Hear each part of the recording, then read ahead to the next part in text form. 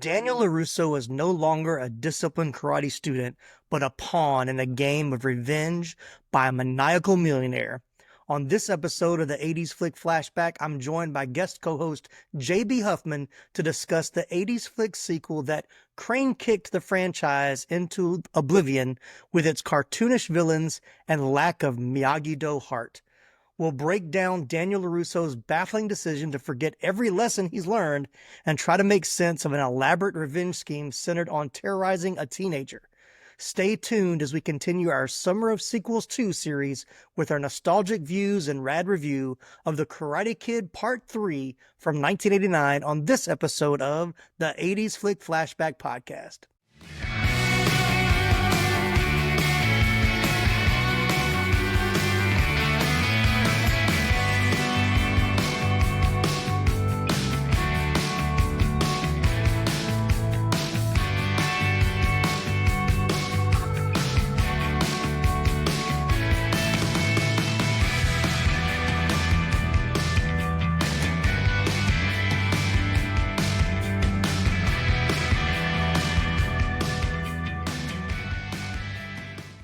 Well, welcome to the show, everybody. I'm your host, Tim Williams. I am thrilled to have back returning co-host who's back in the dojo for this episode.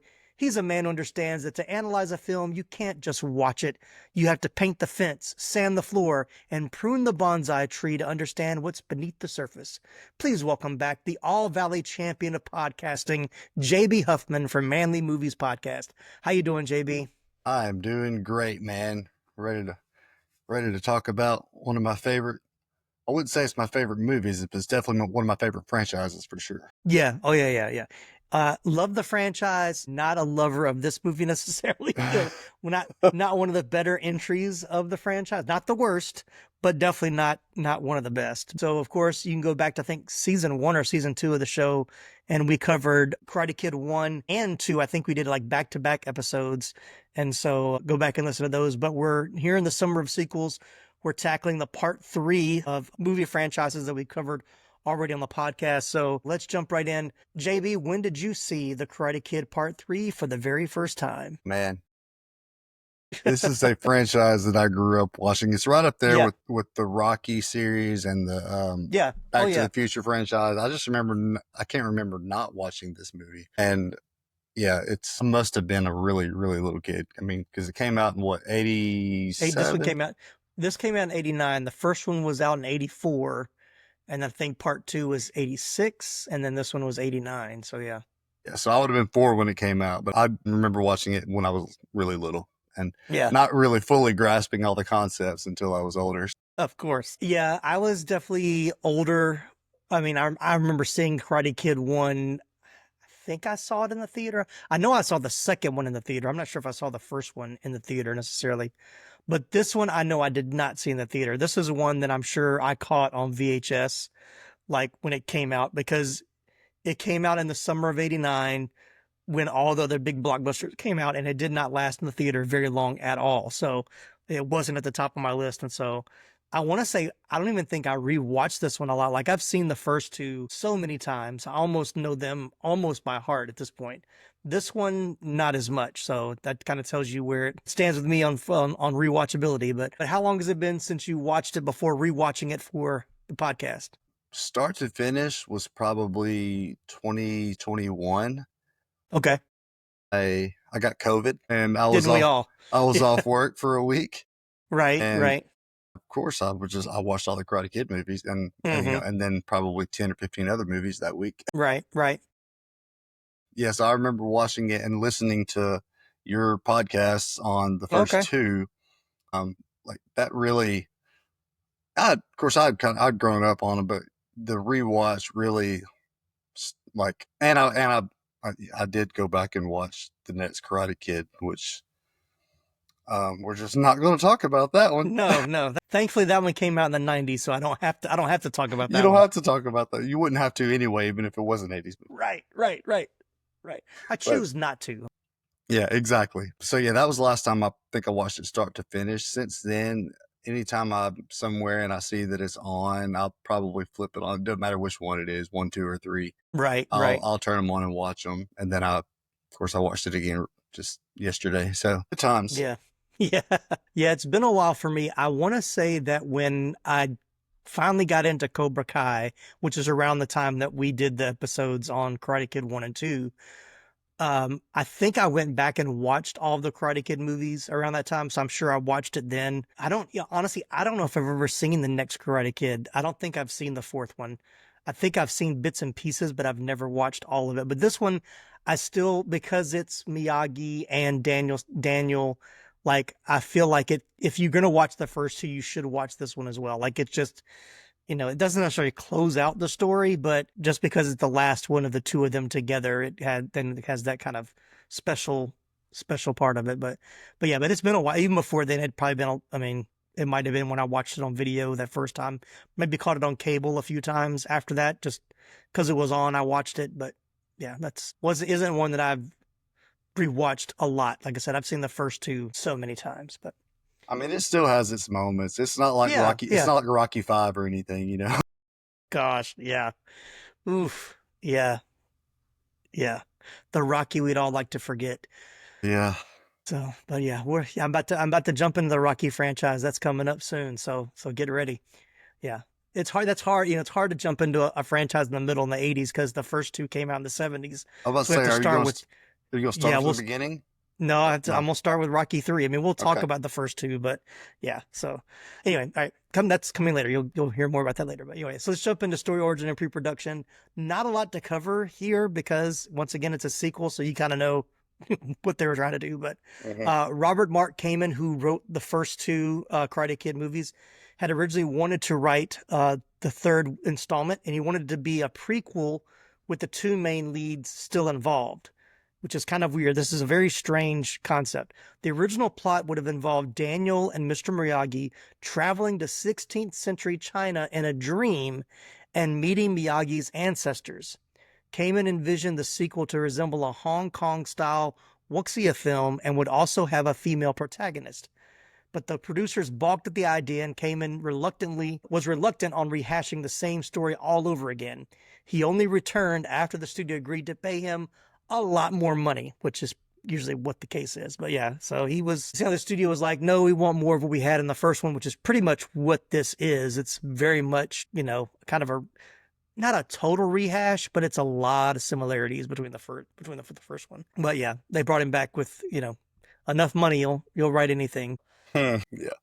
But yeah, that's pretty much all I got for pre-production. He just had to write this story. How did you feel about it going like so? First one was they're in California, of course the meeting together, and then part two, them going to Okinawa, which I love. That's there's parts of me that love the second one a little bit more than the first one, just because of the setting and like the ancestry and the history. It just seemed to like it was really really good, but this one to go back to LA and kind of back to Cobra Kai, back to Kreese, how did you feel about them going back to the setting of the first one? Well, first of all, I like the Vietnam flashbacks of Kreese and Silver, just kind of getting a little bit more depth on that character. Mm-hmm. I like the way they did that. I think, wow, there may not have been many flashbacks in that. I might be thinking of Cobra Kai actually, You but are. like, Yeah, okay, there's a lot of but that in one of the seasons of but they Cobra Kai. did Yeah. talk about being in Yeah, Vietnam. but it was So it's established in this movie that's where yeah. they know each other from. So to get a little bit more background on him was cool. Mm-hmm. The going back to LA, I feel like they needed to do that because they kind of went way off going to, which was a great movie, by the way. Like Mm-hmm. Karate Kid 2 is like phenomenal film, but yeah, to kind of reestablish it and get more grounded, I feel like it's something that they should have done to get to, and yeah, it's kind of rehashing the same story a little bit, Mm-hmm. but I mean, when something works, why would you mess with it? So I feel like they did a good job with it. Terry Silver, which we can talk about that more later. Yeah, He's yeah. the I have baddest of the thoughts. We'll get baddies. there. Yeah, So, yeah. uh, Yeah, it's interesting. I think didn't here's my thing. I didn't mind them going back to LA. I don't think I like that. One, two, and three all kind of happen, or at least the end of one going into part two, and then part three is like right after they get back from Okinawa. So all of this essentially happens like within, let's say, 16 months of each other. So Mm-hmm. it's kind of weird, like in 89, having to think going back to 85, essentially. It's just kind of, I wish they would have fast forwarded a little bit more where it wasn't him coming right back to it, but you needed that for him to be, regain, to defend his title as the champion. So that, I mean, that was essential to the movie, but that was a little tough to, even watching it again. I think I forgot, like, oh, this does really take place like literally A year. right after part two. Yeah. So It's it's, like 1 year because he defended his title. So yeah, yeah, exactly. So, all right, well, let's jump into casting. As I mentioned on our Superman 3 episode, not going to cover a lot of the casting. I mean, we'll talk about them, but I don't have to go into like their filmography because we've covered them on the previous episode. So we know Ralph Macchio, of course, played Daniel LaRusso as he did in the first two. Norika Pat Morita, just calling Pat Morita as Mr. Miyagi. Rest in peace, one of the greatest to do it. Martin Cove, kind of a cameo. He's there at the beginning and there at the end as John Kreese. I will have this little blurb. Kreese was initially intended to have a larger role in the film, but due to his filming schedule conflicts with Hard Time on Planet Earth, yes, that's the name of a real movie that he did in '9, the character of Terry Silver was written into the script. But I will honestly say that was smart. If you're going to go back to LA, give us a new villain. Like, I mean, you didn't have Kreese in the second besides just the beginning of part two, which is literally right after the end of part one. But having Terry Silver come in, I think, was smart to have a new protagonist that's, even I think one article said it's like he's Kreese to the 10th power. Like he's just even more outrageous, which becomes comical at some point. Like he's really over the top, which really annoyed me watching it this time. Yeah. Yeah. Yeah. I mean, he plays the part well, but some of it's just like, it's so over the, I liked him better when he was playing like trying to get, like winning Daniel to his side and being the Mr. Nice Guy. And you kind of seeing that two-faced thing. But when you first meet him, he's just so over the top. Like, you know, the way he's, I don't care what it takes to get it done. And, I'll just bribe this guy. And it's like, okay, this is not real life. I mean, this is not, he was just like overplaying that character. Anyway, that's my take on that. But let's talk about the man who played Terry Silver, Thomas Ian Griffith. Of course, he's best known for this role. He later reprised it in the fourth through sixth and final season of Cobra Kai, as well as voicing the character in the video game Cobra Kai 2 Dojo's Rising in 2022. He was also the head vampire in John Carpenter's movie Vampires. He was also in the sword and sorcery picture Cole the Conqueror, 1997, and he had a recurring role on the WB's teen drama series One Tree Hill. He also did some soap opera work as well. And although he plays a Vietnam veteran who is roughly 20 years older than Daniel, Thomas Ian Griffith is actually a few months younger than Ralph Macchio. Ralph Macchio was 27 when he filmed this movie. And that means that they're roughly the same age. wow, that kind of obliterates my opinion from watching. When I rewatched the first one, I felt like Ralph Macchio looked like a total kid, and I was like, Yeah. "How much Yeah. older is Elizabeth Shue than him?" But apparently, she's probably younger. Actually, Yeah, she was. Yeah. I think he was like, yeah, so he was 20. He's either 21 or 22. She wasn't that much younger. I think she was like 18, 19. Like they both played younger. But yeah, I mean, that was the whole thing about that. I mean, that's Ralph Macchio, like how he got into The Outsiders was because he looked like he was 14 and he was, 17 or 18 or whatever. So it's like Michael J. Fox, man. He looks like he's yeah. 12. You know. Oh, yeah. Yeah. Baby face. But yeah, so what did you think about Terry Silver or the Tom, portrayal? Was it too over the top for you like it was for me? it was definitely over the top. And what's funny is, like, of course, now watching Cobra Kai, which I haven't watched the last part of that yet. Yeah, I haven't Been finished it holding either. off on it because I don't want to be done. You know, like I'm Yeah. just like, it's just I sad. do the same thing. Like when I know it's the final season, like I don't really want to watch it because I don't want to know it ends. Yeah. But it's funny that you mentioned the One Tree Hill because I've seen One Tree Hill 3 times, and this last time that I watched it is when it finally clicked with me who he was. I was like, oh my gosh, he's such a good guy in this show. Like, but anyway, yeah, as far as Terry Silver goes, man, like so ridiculously over the top. And when I said the baddest of the baddies, I mean he's bad in more than one way. Yes, he is definitely a bad guy, Right, but he's right. also a really bad actor in this movie. Like he's just, wow, just mustache twirling, like Yes, yeah, weird. Yeah, it's just yeah. weird, yeah, Overly maniacal. Yeah, but I for mean, sure. it fits with a lot of the themes of the '80s movies too, though. So Yeah, like, I mean, yeah. that's actually the only movie I've seen with him, other than I have seen Triple X, but he had a very small role in that. Oh yeah. And I've watched Vampires, but I don't think I remember. I don't think I might have, like, he looks familiar. I might have looked on IMDb and realized it was the same guy, but it didn't stick with me going back to think about it. But yeah. All right, well, let's talk about Robin Lively as Jessica Andrews. She's known for her roles in the '89 movies Teen Witch, that came out the same year as this movie, as well as TV shows like Doogie Howser MD, Twin Peaks, Savannah, and Saving Grace. Of course, we covered her small role in The Best of Times, JB and I did, as well as Wildcats that were both made in 1985. After she was cast as Jessica Andrews, producers were forced to modify her role of protagonist Daniel LaRusso's new love interest because she was only 16 at the time of filming and still a minor, while Ralph Macchio was 27, although his character was supposed to be 17. This situation caused romantic scenes between Jessica and Daniel to be rewritten, so the pair only developed a close friendship. And I also read a different blurb that Ralph Macchio's wife was like, "No, no more love interest for you. She can be your friend this time. Tired of seeing you kiss other women on film." But anyway, but I mean, I thought she was a good addition to the role. I mean, to the part, to the movie, to the franchise. I can talk.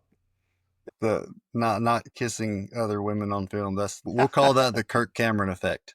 There you go. But no, yeah, I thought she did a really good job. I did find it a little bit weird that it wasn't a love interest, Mm-hmm. that it was just like a friendship, and she had a Yeah, boyfriend who I guess lived in Canada. You wouldn't know him. yeah, yeah. I mean, she basically asks him out when they first meet, Mm-hmm. and then all of a sudden she finds out she has a boyfriend. Like, yeah, it feels weird because, like you said at the beginning, you know exactly where it's going. Like, okay, here, this is the new love interest, and then she's packing up and leaving like halfway through the movie, and I'm like, this feels really weird to me. That whole scene of like after they're at the club and they're dancing, and then she gets mad, and then next thing you know, she's packing and leaving. I was like, okay, this seems. It was just weird. It was just a weird plot line to Yeah, go. it's a weird thing too, in that like he has a different love interest in every movie. Like, why couldn't him and Allie stay Right. together? Yeah. Like what the Yeah, heck? Like, exactly. Like I would have preferred for her to come back in the picture in the third yes, one, yes, like 100%. rekindle something from the past. Cause like obviously you're the problem, dude. Like the end of you know, at the end of the first one, he's like, he's mad at Allie because I think she met somebody at college, and then at the beginning of this was like, oh no, she's not coming because she got a dance studio job somewhere else, and so it's like, dude, Yeah, okay, you're the you, problem. you It's suck, not dude. them. Just admit it. But like, like I said in the opening, and I think I felt this way watching it too, is like, and we'll get to it like when we talk about Ralph Macchio was not happy with this movie at all because there was no, he felt like his character hadn't grown any. And it's true. Mm, Like he's mm, making the same, he's still acting like, which of course he is a kid, but still it's like, you've already kind of gone through this twice already, mhm. kind of learn from your mistakes, but just a hot headedness and like him going off the handle. Like, yeah, this shouldn't, like, you should be past this, have a different challenge to overcome by the third movie instead of just rehashing the same things over again. It just that got a little irritating about halfway through. It's like, come on, man, we've seen you do this too many times already. Like, just wise up. Yeah, you also have to consider he's 19, so Yeah, like, yeah, yeah, so I'm just like, yeah. I mean, I get it. Like, and he's also trying to understand something that is being taught by 60 Hmm. something year old man. Yeah, And so the wisdom that he has gained in his 60 years cannot be replicated into a 19-year-old kid. like True. in 1 year. So I think True. I'll give him a little bit of grace for it. But yeah, All right, let's talk about Sean Kanan as Mike Barnes. And Sean Kanan is no relation to the writer, whose last name is Kanan.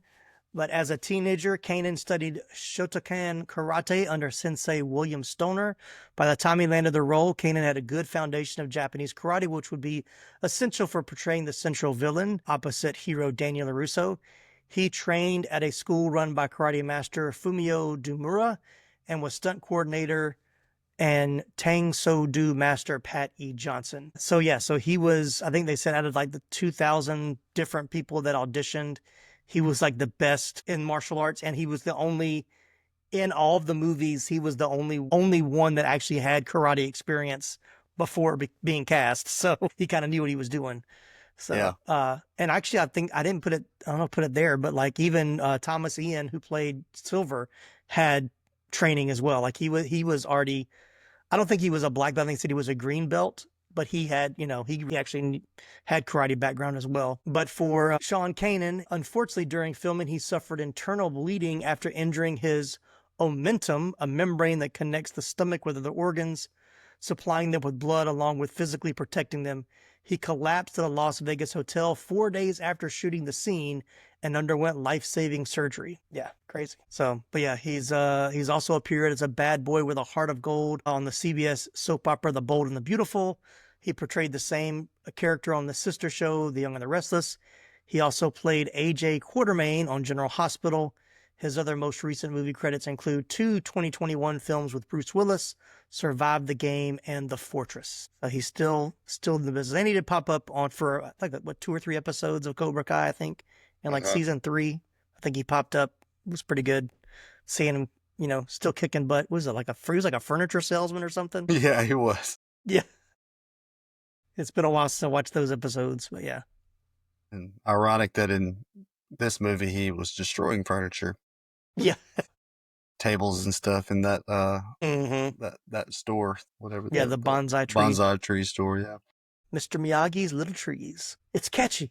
Rolls off the tongue. Everybody says it, yeah. So, Uh-huh. what are your thoughts on Mike Barnes? Good.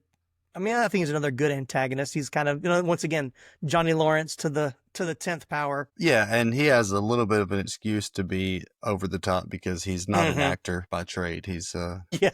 He's a martial artist, but I mean, Mm-hmm. it has like what 20 something credits to his name, other than the TV stuff that he's done. Yeah, I mean, he did a good job, and I think you could really tell that he has some training under his Mm-hmm. belt, his karate belt, so to say. But Yeah. yeah, I mean, I like him, and if we're gonna go big on the baddies with Terry Silver, we might as well go big on the baddies on the young guy too. So Right. yeah, Right. The bad boy of karate. yeah, right. So, and then we've got Jonathan Avildsen as Snake. He's actually the son of the director John G. Avildsen. He also I'd appeared in ask. Rocky V, as well as the comedy Gone Fishing with Joe Pesci and Danny Glover. So actually, when the character was created, Mike Barnes was originally written as a skilled but amateur karate student who came from a family that trained all of their children in karate, as evidenced by an early screen test with the then cast Jonathan Avildsen. So he was actually cast as Mike Barnes originally. Oh, okay. But Mike Barnes was originally conceived as more of an obsessed fan of Daniel who respected his skill at karate and wanted to beat Daniel at the All Valley tournament for personal reasons, as his two brothers had in the past. Both had held the title for 5 years. This backstory would also put his origin from the Los Angeles area, not from elsewhere in the country. However, instead of simply winning the tournament, Barnes wanted to win, quote unquote, the right way by traditionally beating the previous champion. This initial portrayal of Barnes was more of a chosen type, honor-focused character who initially seemed somewhat unpleasant. In this original version, Mike was less outright aggressive and more affably evil, trying to passive-aggressively manipulate Daniel into competing against him by first complimenting him and then beginning to take a darker tone when Daniel refused. This backstory also mentioned that Mike had been training to fight in the tournament since he was 14. However, the filmmakers ended up rewriting the script, and it was decided that Jonathan Avildsen would not work out for the newer Mike Barnes the filmmakers wanted, because they wanted a taller, more muscular, physical, imposing, and intimidating nationwide karate champion. The newer Mike Barnes was written to be more aggressive, less friendly, and without any motive other than personal wealth. It's likely they made this change to raise the stakes to Daniel fighting an unhinged and greedy professional karate fighter, as well as to cement the wealth and power that Terry Silver had access to and the lengths he was willing to go to humiliate Daniel and Mr. Miyagi. Since the filmmakers had been previously impressed by Sean Kanan's intimidating audition, Kanan made sure to intimidate Ralph Macchio to be remembered by the filmmakers who had already seen thousands of other hopefuls. So they called Sean Kanan back and told him that he got the role. However, Jonathan did such a great job on his early Mike Barnes screen test, the filmmakers wrote the character of Snake for him, a character who was much closer to Abbotson's original portrayal of Mike Barnes. Okay, that was a lot. So yeah, so that was interesting that he was that, the guy that played Snake was the original Barnes, but a different type of character, more passive aggressive. And, I kind of like that other backstory better, but I understand why to have the connection with Terry Silver makes more sense for him to be just somebody that Terry Silver pays to come in from out of town, doesn't know who Daniel is, doesn't care, just really there just to, be the bad boy of karate and just, make some money.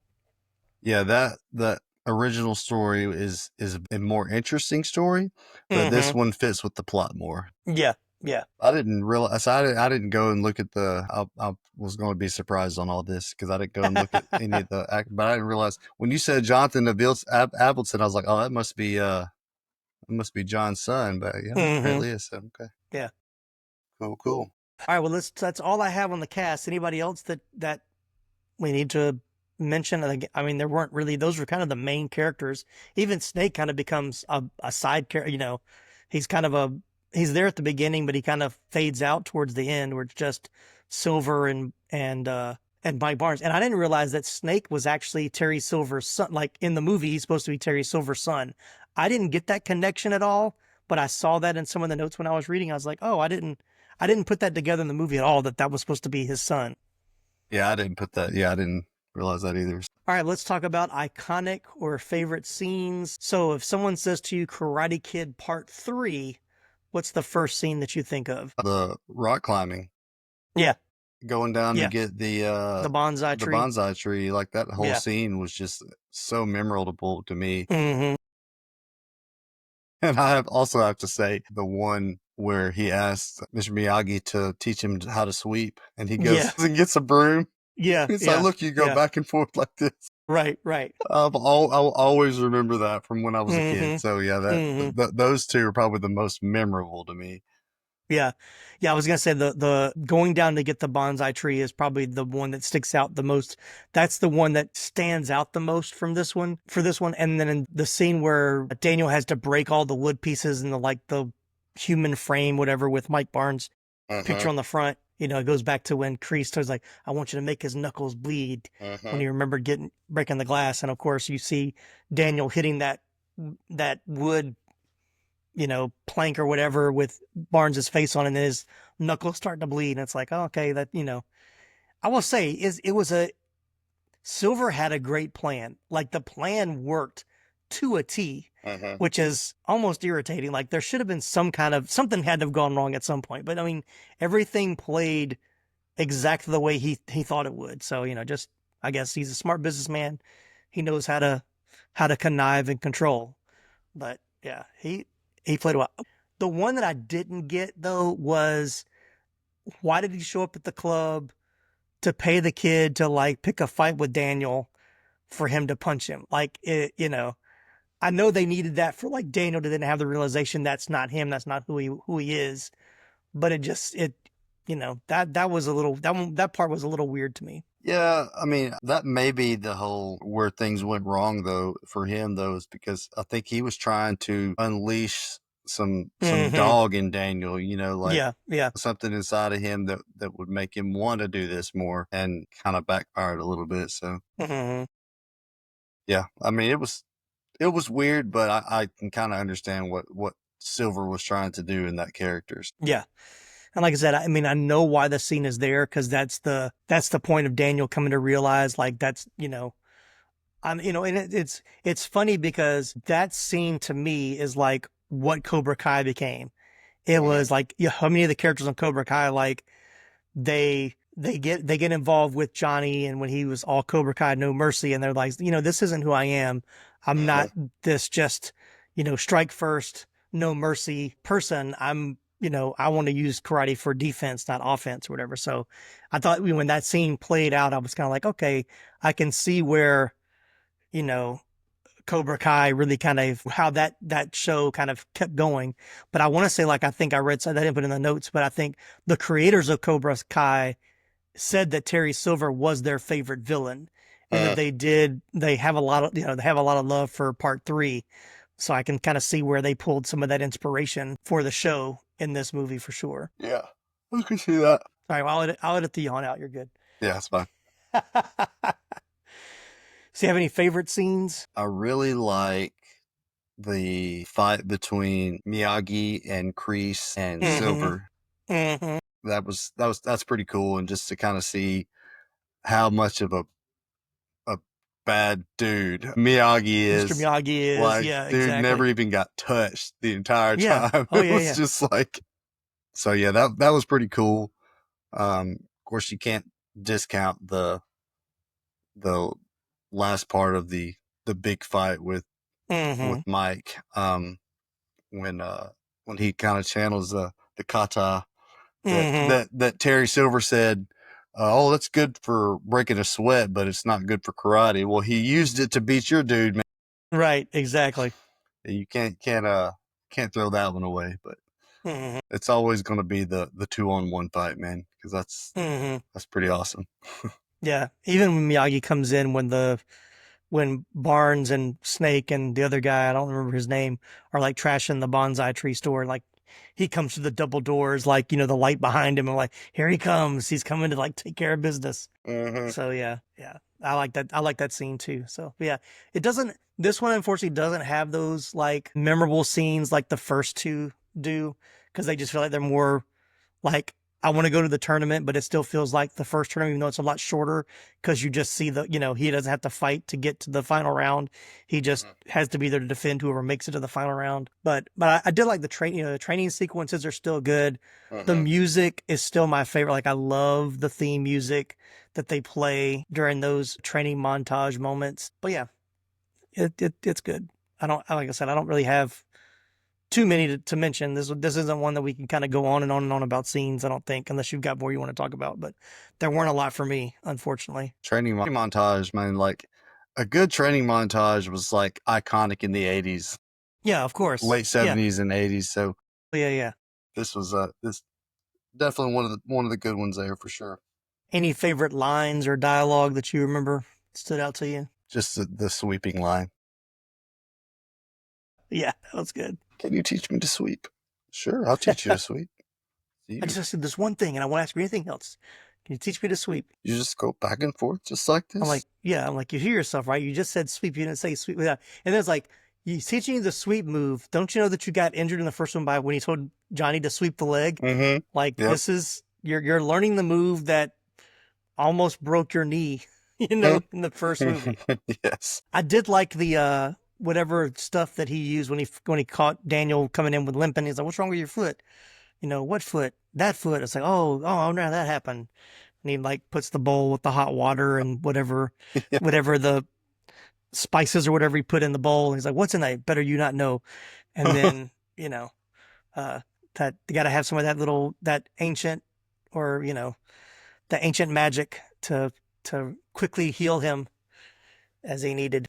Uh-huh. All right, let's jump into some trivia. There's not a lot in here either. There just wasn't a whole lot on this movie, unfortunately. But I will mention this. According to star Robin Lively, Ralph Macchio was extremely difficult to work with on the set of the movie. Macchio would often show up to work late and complaining about various aspects of the movie. He would later admit to being unhappy with the script for the movie, and as a result, that making the movie was an unpleasant experience. He also claimed to dislike the final cut of the film, likely causing him to leave the franchise until nearly 2 decades later with the streaming series Cobra Kai. According to director John G. Avildsen, in a 2000 interview, he himself was no fan of the movie. He considered it, quote unquote, horrible imitation of part one, which will baffle those who hadn't seen the first two films and insult those who have, unquote. He agreed with star Ralph Macchio that making the picture was a miserable experience, largely because the screenplay was hastily written and sloppily rewritten, which is a risky procedure at best, and for us, it was deadly. I don't know about deadly, but yeah, it wasn't the best. Wasn't the best. Yeah, I Yeah. mean, like I said, I mean, there's still some redeeming qualities to it. Yeah, yeah. It's just not I mean, yeah. the I say best. one thing I can say about it, it for a movie trilogy, it does hold good consistencies because you have the same writer and same director for all three films. Uh-huh. So I could see this, them coming back to part three with a totally different writer, totally different director that didn't understand the nuances of the character as much, even though, we know it lacked a lot of what the first two had, but at least it still fits still fits with the other two movies. It doesn't seem like a huge departure from what you came to expect from the first two. Yeah, and you don't see a lot of that either, as far as having the Mm-hmm. same director for. I mean, look, what Yeah. The Oh, yeah. Indiana Jones movies is the only ones I could think of that really has the same directors throughout the Back to the entire things. Future. Yeah, that's true. Back to the Future, yeah. So, but yeah, there's a lot to be said about that. They all kind of fit in there to the director's vision. So, Mm-hmm. Mm-hmm. This is something I did not know until doing the research here, but Paula Abdul took on a role as dance choreographer on the Karate Kid Part 3, although there were no specific dance scenes in the movie besides Ralph Macchio doing twirls at the dance club. I mean, all he did was like move side to side and then do it, which I thought was laughing. He just does a big turnaround or whatever. But this role as dance choreographer was not new for Paula Abdul. She served in the same role in such films as Private School, Can't Buy Me Love, The Running Man, Action Jackson, Big, Coming to America, and more. A year after The Karate Kid Part 3, she choreographed the second Oscar Awards ceremony. I know we talked about her being the choreography in Coming to America way back when. But yeah, I think that's, hey, she get the job, she can do it. So, uh-huh. as a little dancing, I thought maybe she choreographed some of the fight scenes, like add a little twirl here, add a little, move your hips this way. Was it he's telling Daniel, like, move your hips, move your hips. Yeah. That's where the power is. The power's in your hips. Let's see. Do I have anything else in here? Last one, just about. We'll mention Snake's character again. Jonathan Evanson's character Snake was announced to have died in the 6th season of Cobra Kai. This was done because he retired from acting in 2002 and was not interested in reprising the role when asked.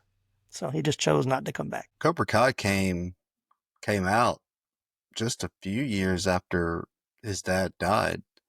Yeah, that's true. Yeah, his dad died in 2017.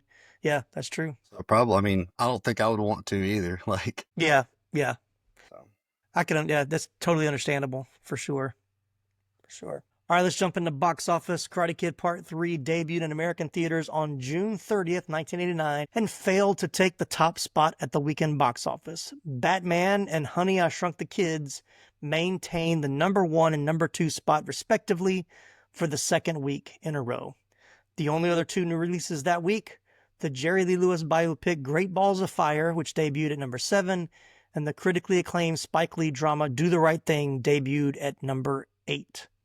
So like I said, summer of 89 was tough to be, trying to match the success of Batman, Lethal Weapon 2, Ghostbusters 2, Honey, I Shrunk the Kids. I mean, there were just so many huge movies that summer. So I can see why this one failed to hit the top spot. Didn't Back to the Future 2 come out in 89 as well? I think it was 80. Was it 89 or 88? Because the third one came out in 90. Right. So I was thinking, I thought they did them. It might have been, yeah, I think it was 89 because Who Framed Roger Rabbit was 88. And then, yeah, Back to the Future 3 was 89. You're right. You're absolutely right. Good callback. Yeah.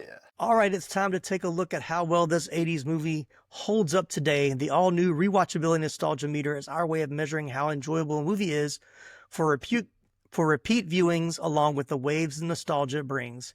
Here's how it works. It's a 1 to 10 scale. Any number between 1 and 10 will do, but here are a few parameters to help you decide. At the bottom of the meter, a number 1 means I saw it once and that was enough. Right in the middle is a 5, which is considered a good rewatch every couple of years.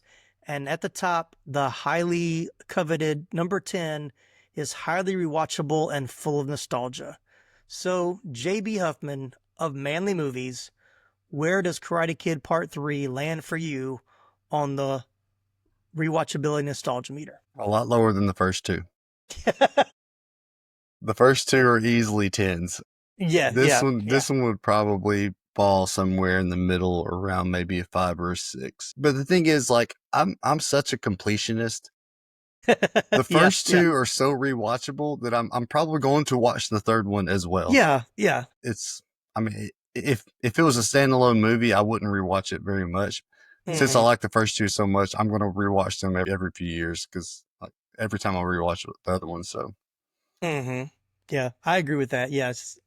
I was gonna say a 6 is kind of where it was landing for me for a lot of the same reasons. But like you, if it was a standalone movie, probably not. It'd probably be much like a 2 or a 3. uh But because, like you said, because how much I enjoy 1 and 2, and knowing it is like a real continuation of the story, like it literally picks up from where 2 leaves off, pretty much, or happens right after 2. You kind of have to watch it just to like finish the story. So. Oh yeah, yeah, I agree with that. I give it a 6 because it's worth revisiting every so often, but definitely not one I'm gonna want to watch every year uh like I would the first or the second one for Yeah. sure. All right, well, let us know where you think the Karate Kid Part 3 should rank on your rewatchability nostalgia meter.